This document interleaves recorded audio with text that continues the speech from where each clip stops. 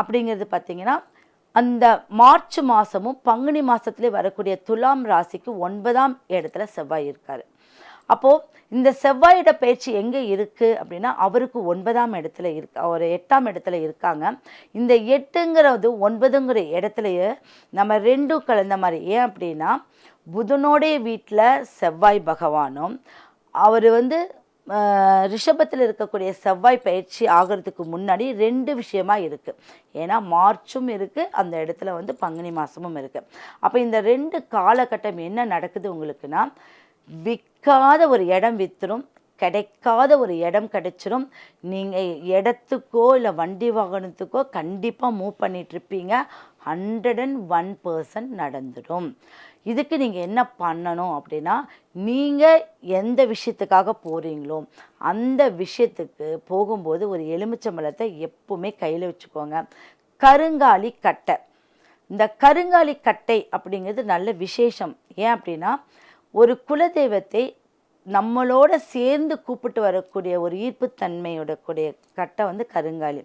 அப்போ கருங்காலியும் அடுத்தது எலுமிச்சம்பழத்தில் நிறைய சிட்ரிக் இருக்குது.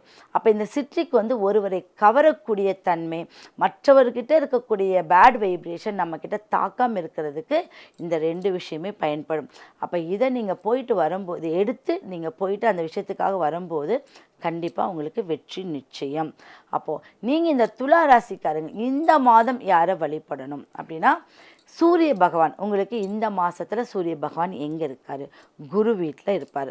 அப்போ அந்த குரு வீட்டுக்கு அதிபதி யார்? அந்த குரு பகவான் அங்கே சூரியன் இருக்கார், சனி பகவான் வந்துடுவார், ராகு அங்கே இருக்கார். அப்போ நீங்கள் என்ன பண்ணணும் அப்படின்னா, புற்றுள்ள ஒரு தெய்வம், இப்போ இந்த புற்றுக்கண் மாரியம்மன் இல்லை புத்து இருக்கு இல்லைங்களா, அந்த இடத்துக்கு போயிட்டு ஒரு விளக்கு மட்டும் போடுங்க. இப்போ இந்த பால் ஊற்றுறது அதெல்லாம் கிடையாது, ஒரு விளக்கு போடுங்க. அந்த விளக்கு போட்டு நீங்கள் வழிபட்டாவே உங்களுக்கு நாக தேவதையோடைய அம்சம் உங்களுக்கு பரிபூர்ணமாக கிடைச்சிடும்.